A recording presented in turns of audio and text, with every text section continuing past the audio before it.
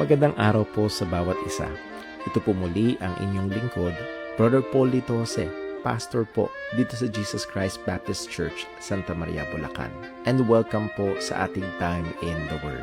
Ito po ay panahon na kung saan tayo nag-aaral ng salita ng Diyos sa patuloy na ikalalago ng mga mananampalataya, sa ikaliligtas ng mga kaluluwa, at lahat ng ito ay sa ikakaluwalhati ng pangalan ng ating Panginoon. Salamat po at kasama po namin kayo ngayon at nawa patuloy tayong matuto, lumalim sa pagkakilala, pagmamahal, paglilingkod at pananampalataya sa ating Panginoon at tagapagligtas.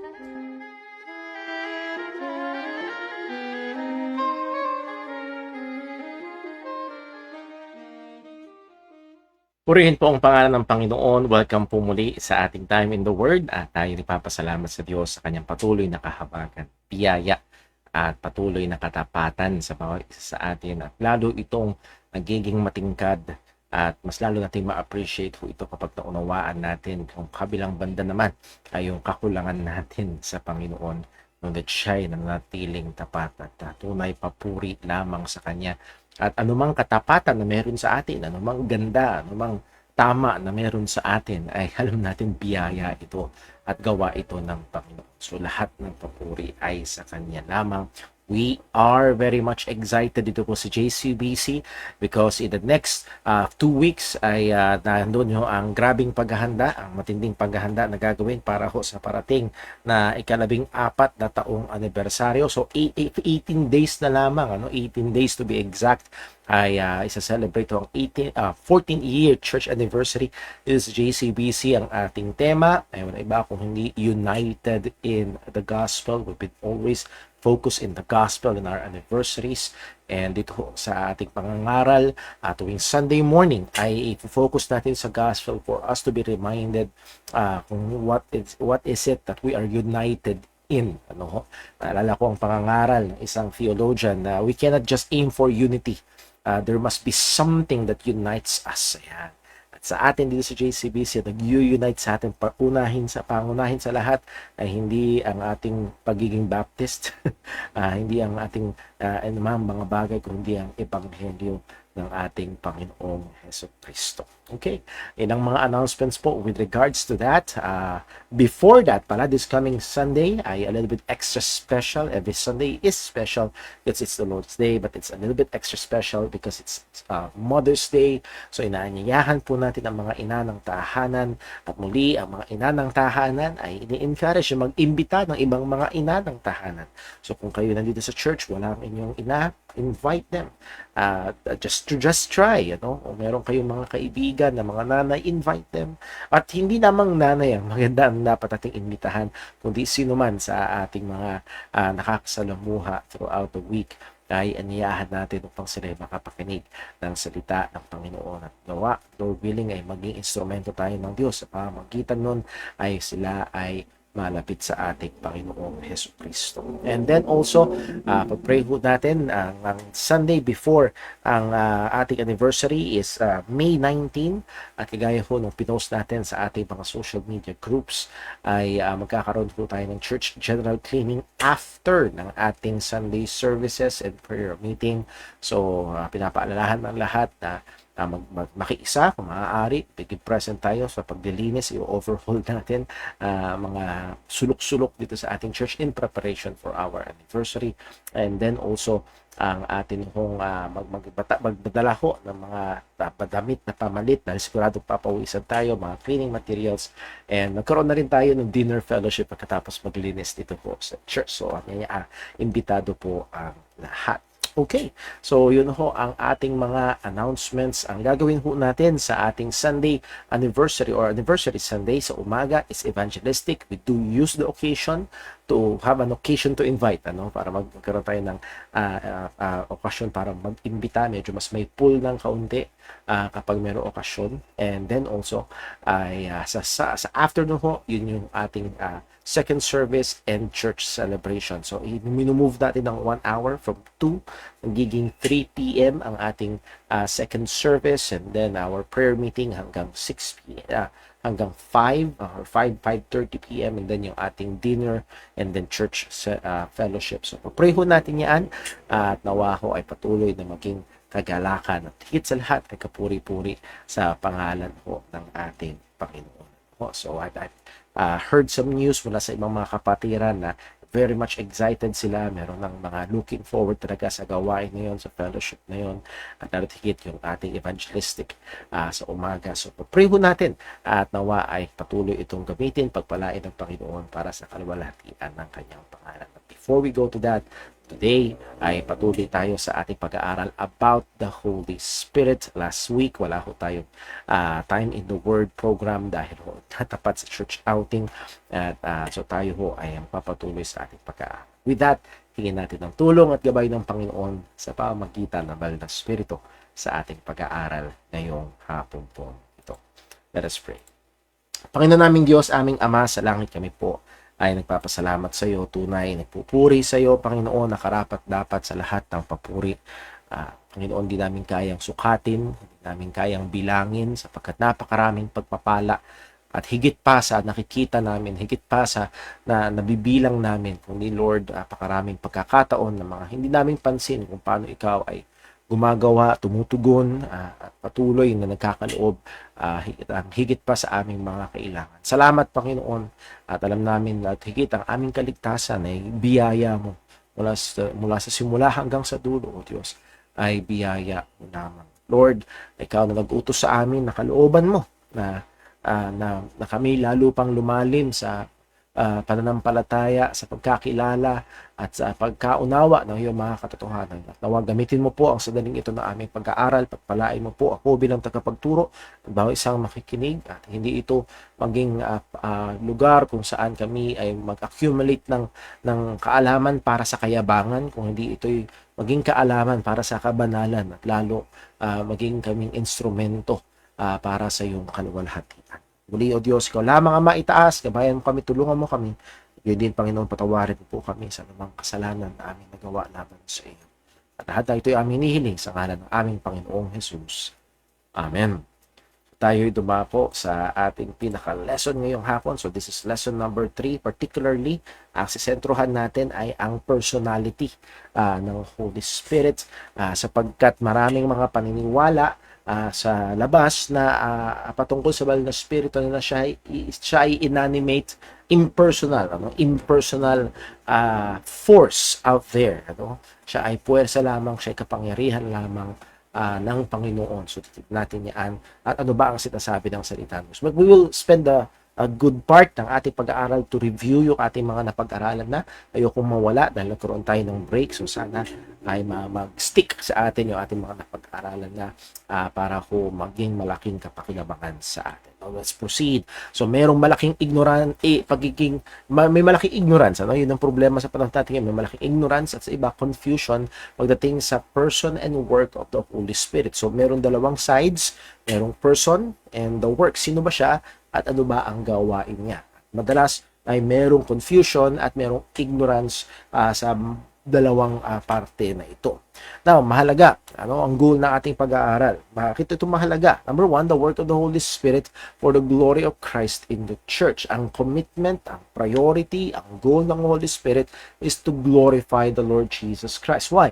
Ito mismo ang sinabi ng ating Panginoong Hesukristo. Verse 14 ng John chapter 16.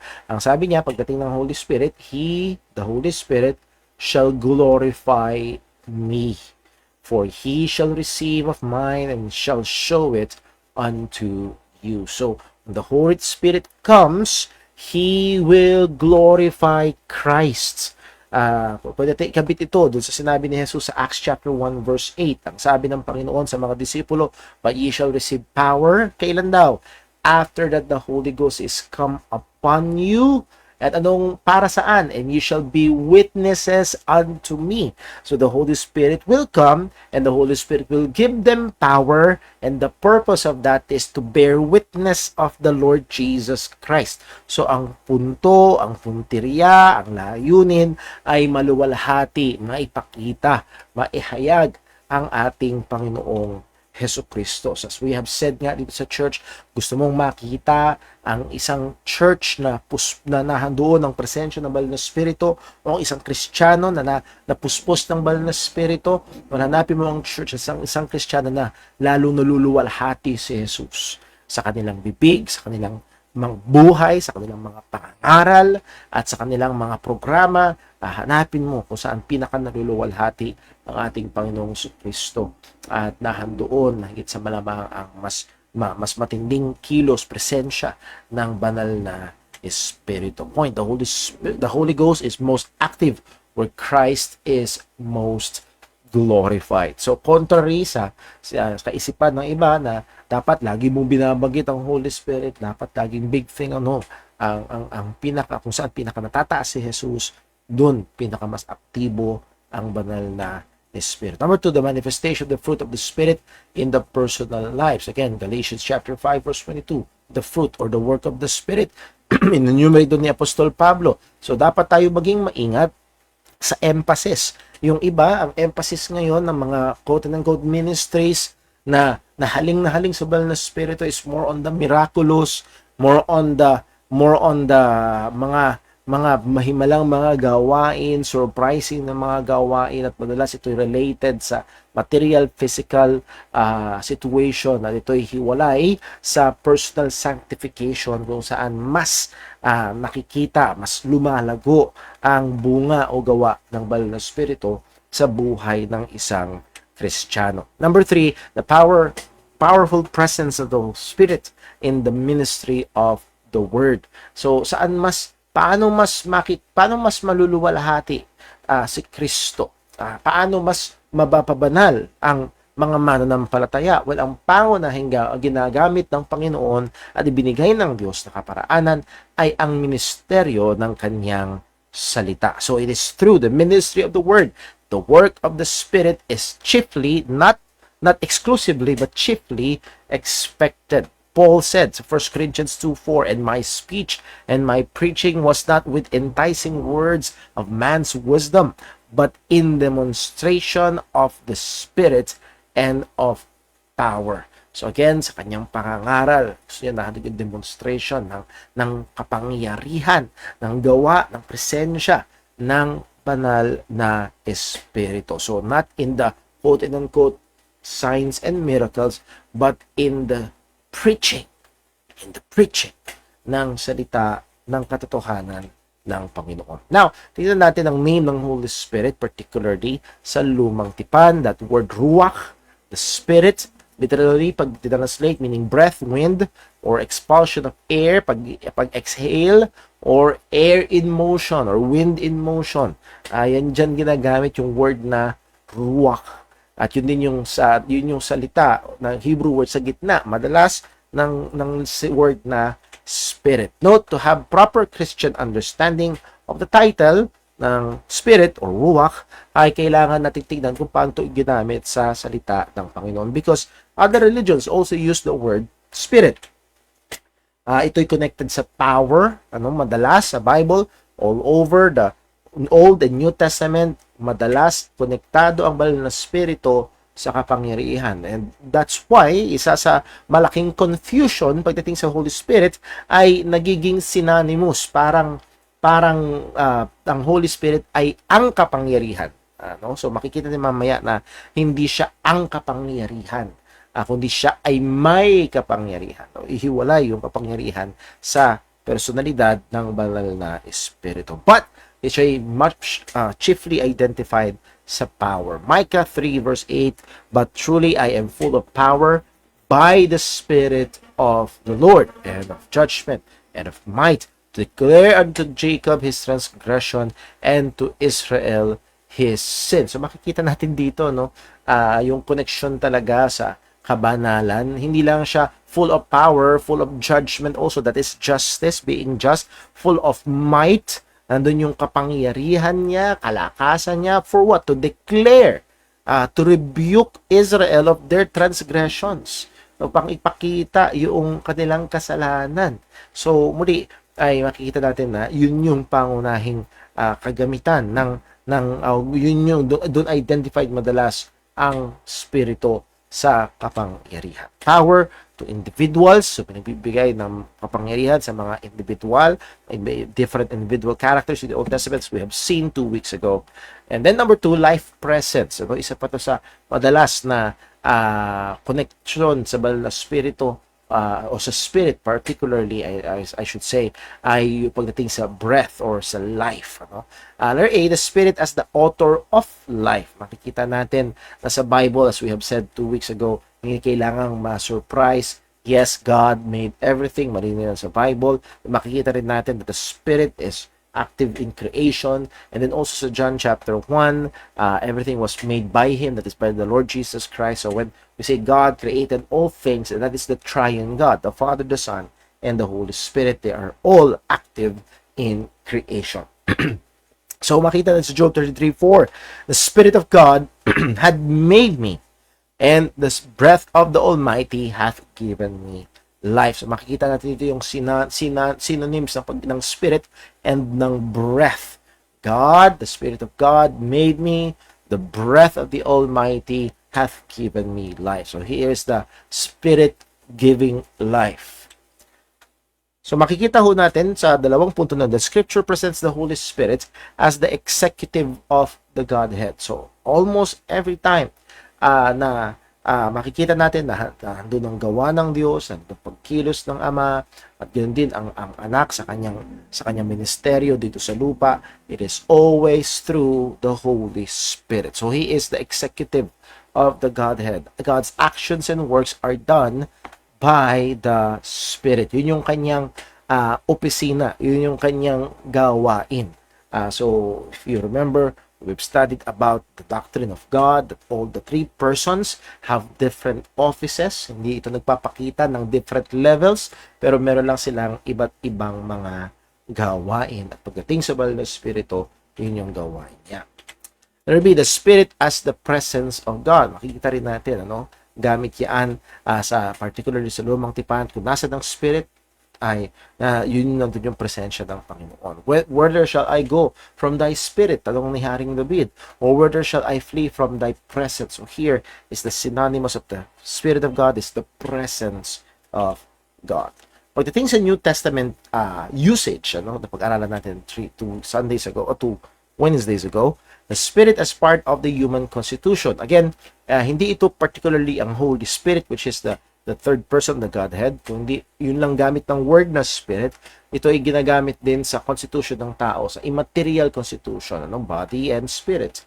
1 Thessalonians 5:23, and the very God of peace will sanctify you wholly, and I pray God your whole spirit and soul and body be preserved blameless unto the coming of our Lord Jesus Christ. So again, constitution bumubuo sa tao. Letter B, spirit as angelic beings. Again, yung word na spirit ginagamit din na pumapatungkol sa angelic beings. Hebrews 1 verse 14.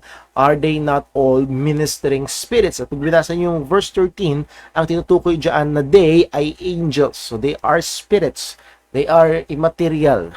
Actually, pag pinag-aralan ang sa angelology, ang about the doctrine of angels sa Bible, pag nakakakita ka ng mga picture ng angels sa paligid ngayon, minsan cute, at parang mga sanggol na parang cupido na tama ang observation ng isang theologian. I believe hindi ko ma-recall yung kanyang pangalan ngayon, si Albert Mohler. Si Albert Mohler, sabi niya, pag binasa mo ang Bible, kapag ang mga tao sa Bible nakaka-encounter ng angel, sila'y nagpapatarapa at nanginginig sa takot. Hindi sila, ang reaction nila, hindi, ay, cute, hindi ganun. So, ang mga karakter sa Biblia ay nagpapatarapa at nanginginig sa takot kapag nakaka-encounter sila ng angel. So, again, at yung mga descriptions sa Biblia ay, they're not cute. They're not cute. They are iba. So muli ay but these are yung word the Spirit ay ginagamit din sa mga angelic beings. So, makikita ho natin. So, yung use ng word ng Spirit. And then number 3, Spirit as demonic beings. Again, particularly patungkol sa on the other side, kung meron angelic beings, meron mga demonic beings, evil spirits. Mark chapter 5 verse 2, pwede niyong basahin kung yan. And then also Spirit as an inner attitude or governing character. Muli, yung gamit ng word na Spirit, at kahit sa Tagalog, ginagamit natin yan. Minsan biglang darating ka, galit yung kasama nyo. Pira, parang may ibang spirito to. Parang may ibang spirito. Ayan, ginagaya niya. May kakaiba sa kanya, may kakaiba sa kanyang attitude, may kakaiba sa kanyang character, may something. So, the inner attitude and governing character of man. Luke 9 verse 55, but he turned and rebuked them and said, ye know not what manner of spirit ye are of. Again, hindi po ba patungkol sa evil or angelic spirits, but kung anong attitude meron kayo, kung anong karakter yung pinapakita nyo. So, muli, that's a rebuke sa kanila. But, so, again, yung word na spirit ay ginagamit din sa ganung paraan. So, paano natin malalaman? Iisa rin naman yan. It's the Greek word pneuma. Well, context. Magdedetermine. There is spirit as the Holy Spirit. Ito yung pinaka-main concern natin kapag ang word na pneuma ay sa New Testament ay ginagamit patungkol sa banal na spirito, which is the third person of the triune God. Often, hindi always, madalas, it is mag-put effort yung mga translators ng Bible sa English particularly na ito ay i-capitalize. So, ito ay capital S, pero hindi perfect yung pagkakagawa nila sa bagay na ito. So, muli, context should determine if it is pertaining to the other first 4 na gamit ng Spirit, or dito sa 5th, which is pertaining to the third person of the Godhead, the Holy Spirit. So, pertaining to that, the Spirit as holy. Anong ibig sabihin pag sinabing holy? Number 1, the idea of holiness. Anong idea ng holiness? Na pag-aralan natin dito sa church, and this sa ating time in the Word. When we say holy, it means primarily otherness, distance or separate or transcendence. Kung tama ang alala ko, si Cornelius Van Til ang nagsabi, and there is God and there is everything else. God is the creator of the world, but the world is not God. He is different. He is other. He is separate from His creation. Hindi, malayo. Hindi, ang Diyos ay hindi upgraded lamang na creation. Hindi katulad ng doktrina ng isang grupo dyan na what man is, God was, what God is, man can be. Ang dating ay level up lang. If you have enough experience points, you can level up to godness. No, that is not the case. So, God is totally other, totally separate, totally transcendent, higit na mas kakaiba at mataas. Yun yung punto, in a very positive way, ay kakaiba at napakataas ng Diyos kumpara sa lahat ng kanyang nilikha.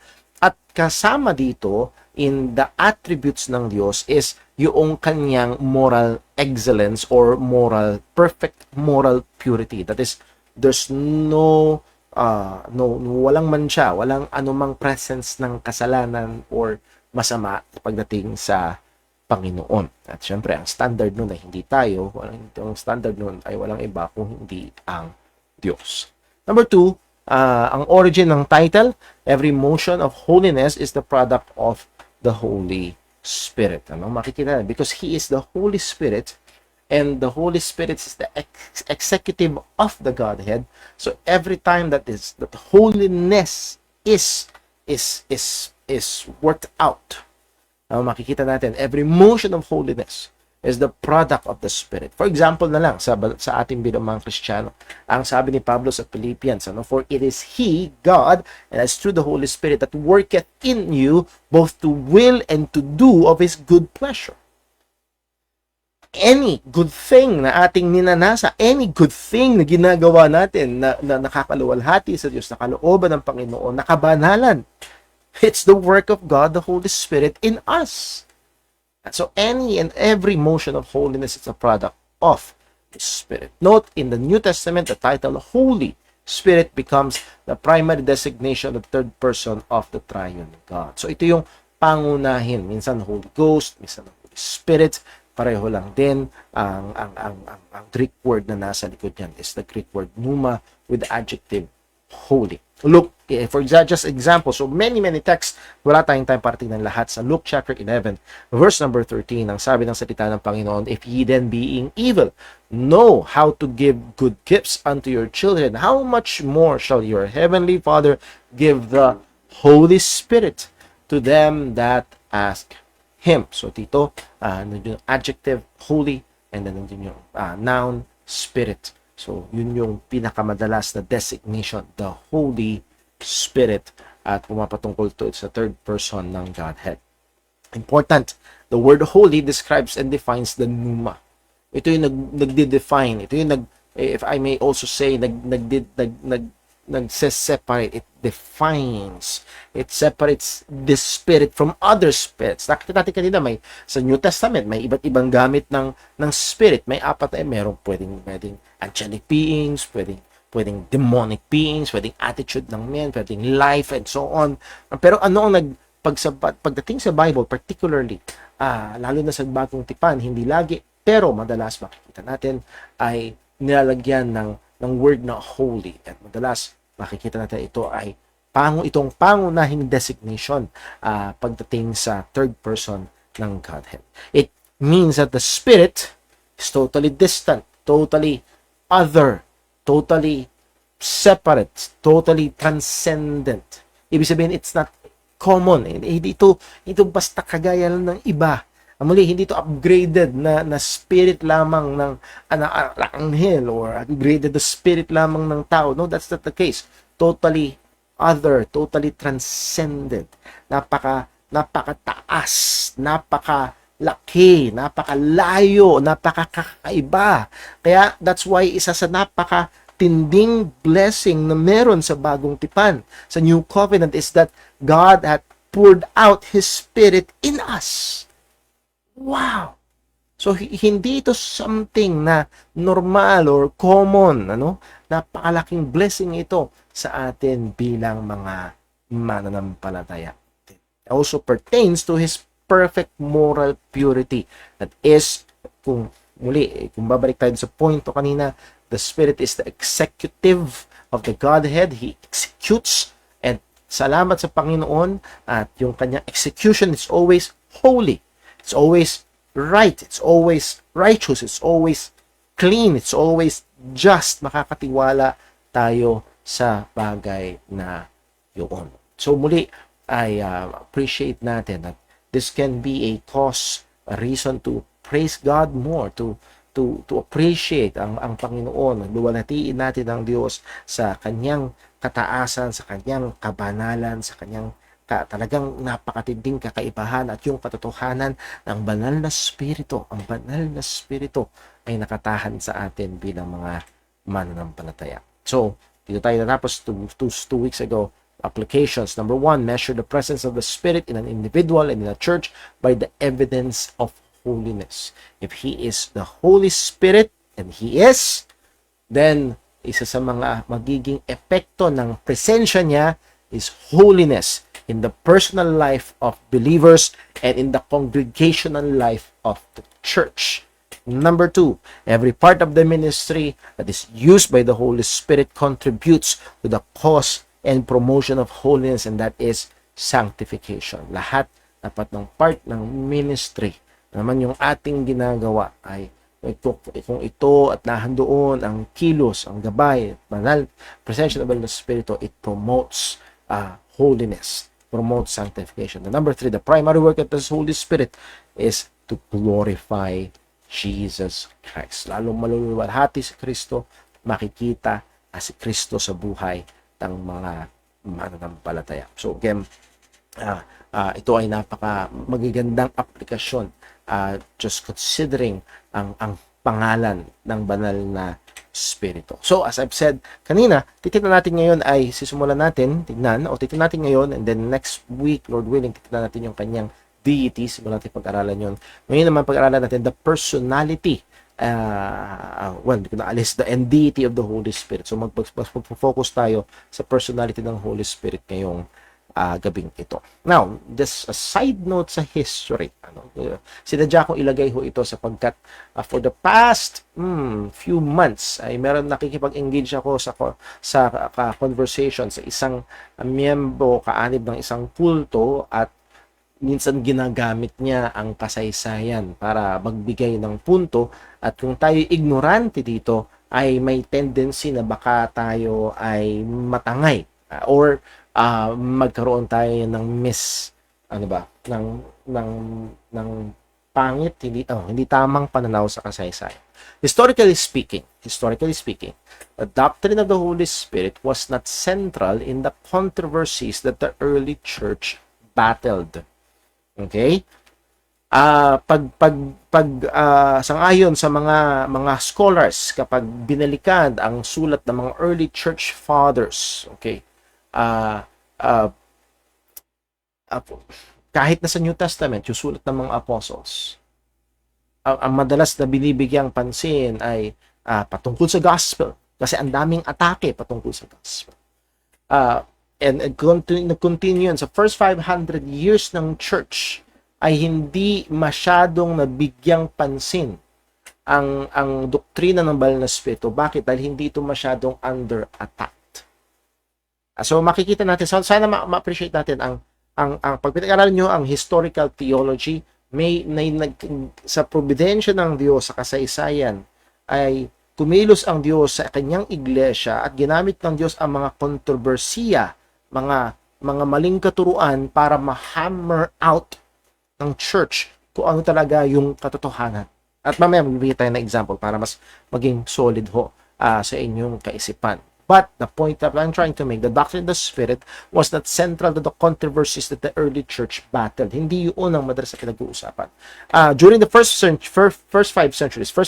years ng church, ang madalas, hindi ito lang, ito yung primary, hindi ito lamang, as I've said, Christology ang madalas na main battleground.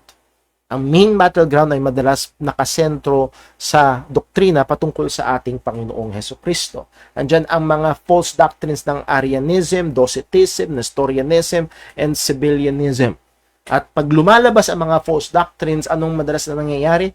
Kung natatandaan niyo ho, at wala pa tayo dun sa pag-aaral sa second service dito with Brother Darren, sa Acts chapter 15, merong mga magtuturo, may magpipilipit ng gospel, ipapasok nila ang circumcision as prerequisite to be saved. At anong ginawa ng mga apostol at ng mga Kristiyano? They went back to Jerusalem at nagkaroon sila ng council. Pinag-usapan nila, diniscuss nila, at nagkaroon ng pagtutuwid. Ano ba talaga?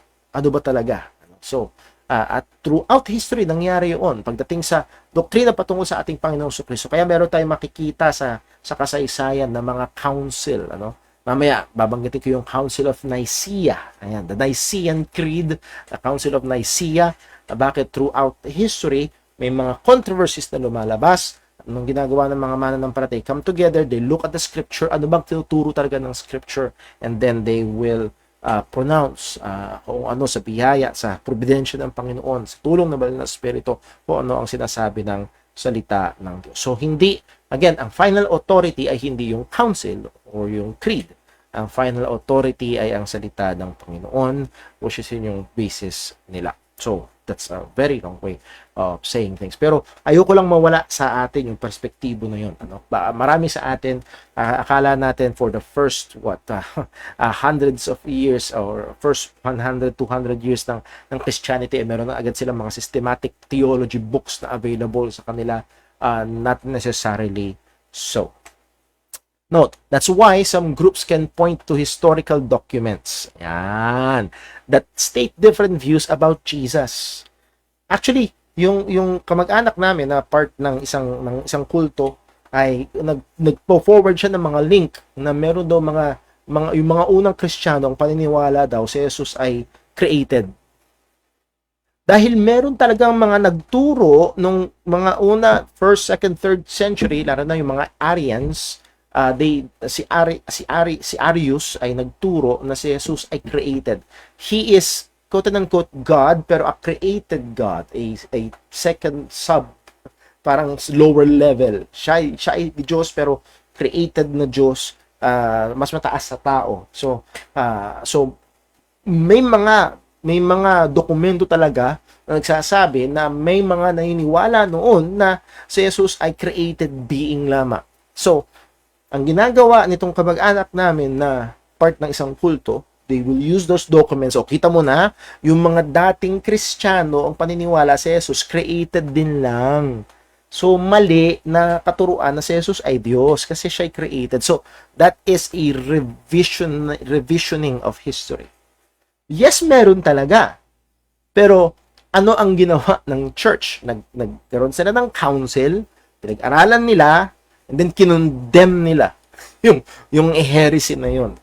At muli, susukatin pa rin natin kung anong sinasabi ng banal na salita ng Diyos. As I've said, warning.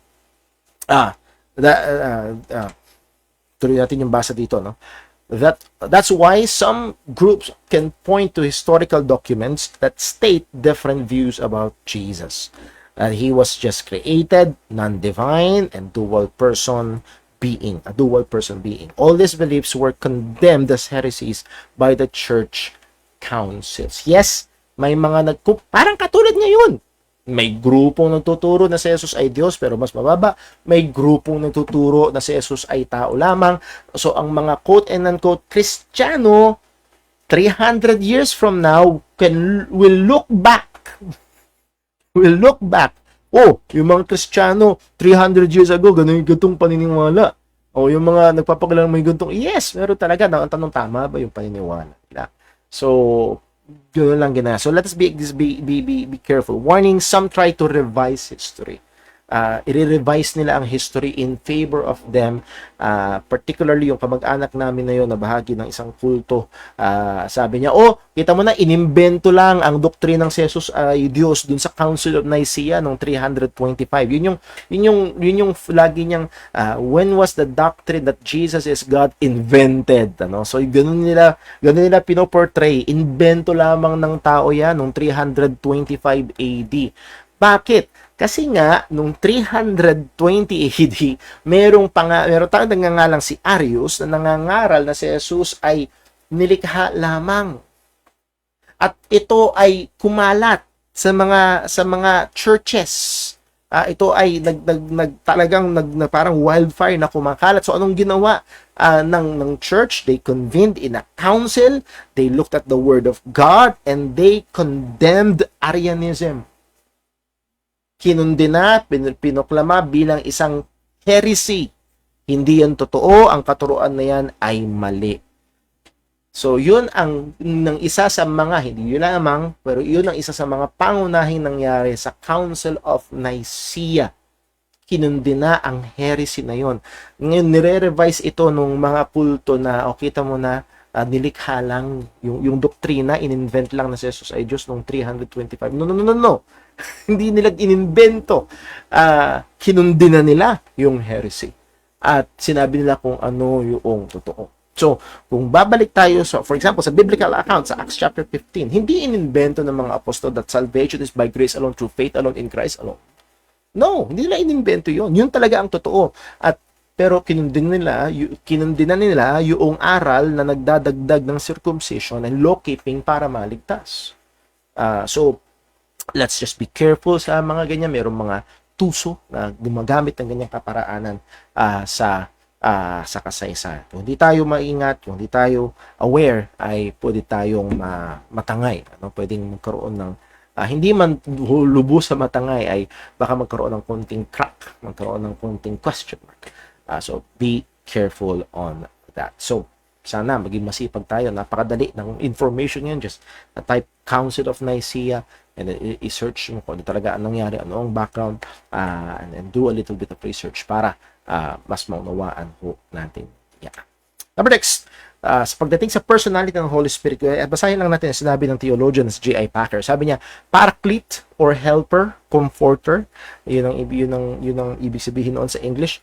Paraclete ministry or the comforter ministry by its very nature, which is the ministry of the Holy Spirit. Yun daw nature ng ministry ng Holy Spirit is personal, relational ministry, implying the full personhood of the one who fulfills it. So kung ang ministry, ang gawain ay napaka-personal, yung gawain ay napaka-relational, hindi to kayang gawin ng isang, for example, robot. Kasi walang personalidad ang robot. Hindi kaya makipag-engage in a relational way ang robot. Well, pwedeng parang through AI, medyo may mga gumagamit niyan ngayon, pero wala talagang relasyon, hindi talaga personal ang mga bagay na yon. So muli, the fact na ang ministry ng Holy Spirit is very personal and relational pertains to the personhood ng Holy Spirit na gumagawa nito. Though the Old Testament said much about the Spirit's activity in creation, revelation, enabling for service, and inward renewal, it did not make clear that the Spirit is a distinct divine person. In the New Testament, however, it becomes clear that the Spirit is as truly a person distinct from the Father as the Son is. This is apparent from Jesus' promise of another counselor or another comforter. So muli, makikita natin sa lumang tipan, yes, may mga ministry siya doon, may mga gawain siya doon, hindi pa masyadong ganung kalinaw, pero mas malinaw ito pagdating sa bagong tipan. And paalala lamang, ang paraan ng pag-reveal ng Diyos sa atin is a progressive manner. Hindi bumagsak ang Bible 66 books kumpleto sa harapan ng mga mananampalataya. It took time through God's revelation, through thousands of years para makumpleto ang written revelation ng salita ng Panginoon. So, pero yung pag-reveal ng Diyos is in a progressive manner. That means, kumbaga, may liwanag ng lumang tipan pero mas matindi ang liwanag pagdating sa bagong tipan, particularly about this topic about the Holy Spirit. Now, paano natin masabi? Sa mabilis na paraan, paano natin nasabi na ang banal na Espiritu ay hindi puwersa lamang, hindi impersonal, but rather personal. Bakit? May mga personal faculties ascribed sa kanya. Meron siyang mind, kaisipan, Romans 8:27. And he that searcheth the hearts knoweth what is in the mind of the Spirit. Meron siyang will, meron siyang kalooban, 1 Corinthians 12:11. But although this worketh that one and the self-same Spirit, dividing to every man severally as he, the Spirit, will. So meron siyang sariling kalooban. Pagdating sa letter C, affections. Merong affections. Ephesians 4:3. And grieve not the Holy Spirit of God. So kung ang banal na Espiritu ay power lamang, subukan, for example, kara siyang kuryente, subukan mo nga palungkutin yung kuryente, subukan mong pasayahin yung kuryente, hindi natin magagawa yun. Bakit? Dahil siya ay impersonal force. Hindi ganoon ang banal na Espiritu. Pwede siyang mapighati. That means he is truly a person. Number 2, personal actions are attributed to him. Meron sa mga personal actions. Example, nagtuturo siya. He teaches. Maraming mga verses, pero buksan na lang natin sa John 14 verse 26. Ang sabi, but the Comforter, which is the Holy Ghost, from the Father will send in my name. He shall teach you all things. So again, nandun yung personal touch. He will be teaching you all things and bring all things to your remembrance whatsoever I have said unto you. Then he also speaks. Siya ay nagsasalita or he spoke. Acts 13 verse 2. As they ministered to the Lord and fasted, the Holy Ghost said, kung inaalala ho, the teaching of Brother Darrell, hindi natin alam eksakto kung paano kinonvey ng banal na Espiritu, pero nagsalita ang banal na Espiritu sa kanila. Ano daw? Separate me, Barnabas and Saul, for the work whereunto I have called them. And then he leads, nangunguna ang banal na Espiritu. Romans chapter 8 verse 14. For as many as are led by the Spirit of God, they are the sons of God. Again, these are all personal actions at papakita talaga ng personhood ng banal na Espiritu. And he also intercedes, namamagitan siya. Romans 8 verse 26. Likewise, as the Spirit also helpeth our infirmities, for we know not what we should pray for as we ought, but the Spirit itself maketh intercession for us with groanings which cannot be uttered. So namamagitan siya sa atin. So muli, all these actions and working of the Holy Spirit are all personal at lalong nagpapakitang matibay ng kanyang personhood. Now, important note, the Spirit is distinguished from power. Yes, He is very much identified with power. Okay? Kung naalala yung pinag-aralan natin kanina, nakaraan, is very much identified with power, but He is distinguished from the power. For example, sa Acts 10 verse 38, ang sabi, how God anointed Jesus of Nazareth with the Holy Ghost and with power. Makikita natin dito ay two separate entity, yung Holy Ghost and with power. Hindi siya Holy Ghost which is the power, but the Holy Ghost and with the Holy Ghost and with power.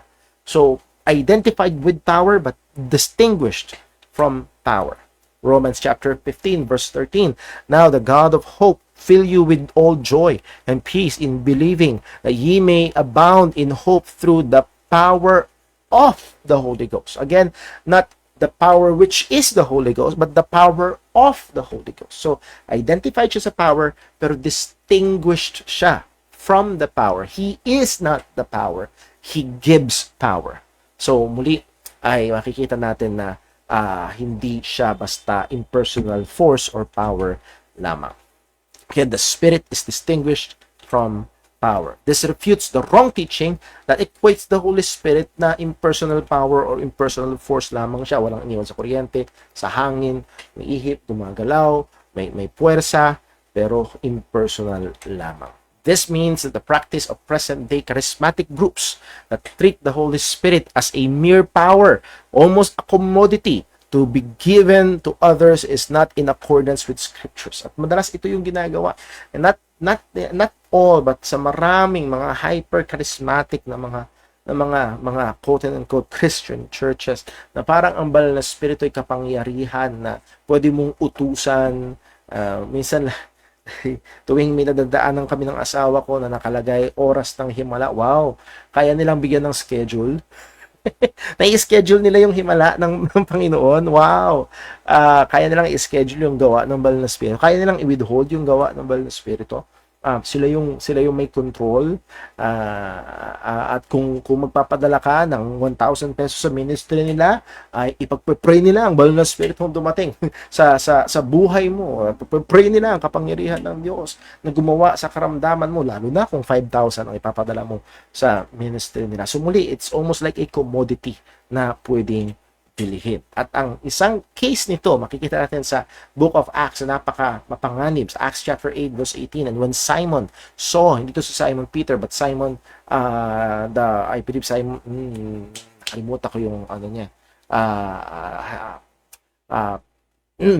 maalala ngayon yung pinaka-exact na adjective para sa kanya. But when Simon saw, pero hindi siya si Peter, when Simon saw that through the laying of the apostles' hands the Holy Ghost was given, he offered them money, saying, give me also this power, that on whosoever I lay my hands, he may receive the Holy. Gusto ko rin yung kapangyarihan na yan, na hindi ako magbagay ng banal na Espiritu sa akin, kaya niyang bilhin.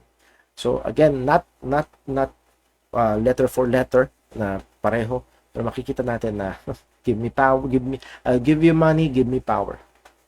At sa maraming mga charismatic, hawakan mo ang TV mo, tutulay ang power.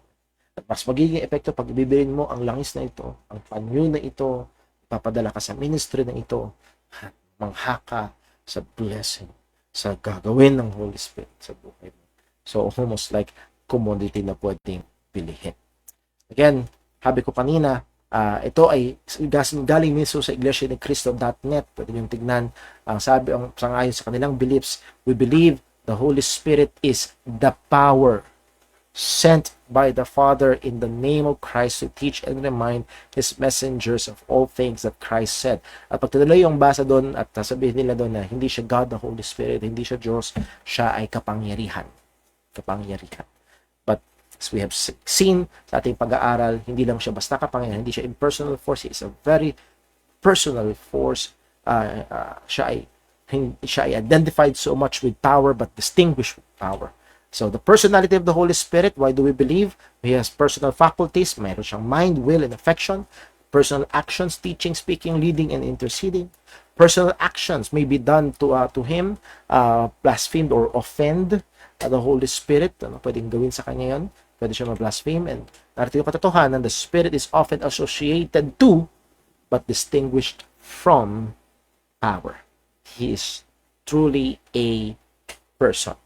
Now, ang tanong, nasasagutin natin next week, ito bang person na ito is deity or not? Diyos ba o hindi? Thank you very much po at sinamahan nyo kami ngayon sa ating pag-aaral ng Time in the Word. So, tingnan lang natin kung meron tayong tanong sa ating comment section. Wala naman sa comment section sa ating PM. Kung meron ng PM, wala din naman. Sa text message, I text si Brother Boy, kung sa tingin ng tao ay may mga fruit of the Holy Spirit, pero possible din na may knowledge lang pala tulad ng 5 lost virgins sa parable, right? Yes, again, hindi lahat ng may good works ay may Holy Spirit. Pero ang may Holy Spirit ay kakakitaan ng works ng Holy Spirit. Sana maano po natin. So, ang unang kailangan ma-determine ay meron ba talagang tunay na pananampalataya sa Ebanghelyo. Sa kanyang salita ng Diyos, isa sa ebidensya ay yung mga gawa ng banal na Espiritu. So, kailangan talagang, as the Bible said, examine yourselves whether ye be in the faith. Kailangan nating suriin ayo ating mga sarili. At napakaganda ng pag-aaral na ginawa natin sa book of 1 John, kung saan nagbigay si John ng napakaraming kaparaanan para siya sa atin nga natin yung ating mga sarili kung tayo nga ay nasa pananampalataya. Kung mali ang pagkakilala sa Holy Spirit, possible ba na unsaved sila o baka talagang unsaved sila o talaga unsaved sila. Now, nakatulong ho sa akin yung sinabi ng isang kaibigan kong theologian. Sabi niya ho, pagdating sa mga doktrina, there are things to believed to be saved. Mainly the gospel. And then there are things not to be denied. Bakit? Dahil nung tayo naligtas, in a very basic, nung tayo naligtas, ang daming doktrina na hindi natin alam or may mga mali tayong doktrinang tangan-tangan. Pero nung sumampalataya tayo sa Ebanghelyo, naligtas tayo. Now, things to be believed. Meron naman mga things not to be denied. For example, yung katotohanan ng si Kristo ay Diyos, the deity of Christ. Kapag deny yun ng isang tao, hindi siya isang totoong mananampalataya, ano man yung kanyang profession. Lalabas mo, obvious doon na mikit sa malamang, baka may malaking problema ang kanyang pananampalataya. I would say the same pagdating sa Holy Spirit. Lalo na ngayon sa dami ng iba't ibang katuruan patungkol sa banal na Espiritu na andyan ang ng continuationism, cessationism, at there are Christians all throughout that spectrum. May mga theologians akong kilala na medyo may iba silang paniniwala tungkol sa mga gifts of the Holy Spirit. Meron din naman ng mga cessationist na, for example, yung dalawang John na madalas ko napapakinggan, si John MacArthur, cessationist, si John Piper ay in a sense may konting pagiging continuationist. Nevertheless, pagdating sa gospel ay pareho napakalinaw nila. So, pwede bang magkaroon ng pagkakaiba? Yes, pwede ba sila maging patuloy na mananampalataya? I believe so. Now, kapag merong talagang continuing and decided na departure from the truth of the Scripture, that is, ang premises na sinasabi natin ay nakikita nilang tama, pero they don't want it, they deny it, ay nahandoon yung matinding panganin na baka yun ay ebidensya ng hindi tunay na pagiging mananampalataya. Kung mali ang pagkakilala sa Holy Spirit, yun din po pala yung pangatlong sinabi. So I hope ang ating mga pag-aaral ay nakakatulong. By pahabol si Brother Aldrin Ala, the belief itself use the pronoun he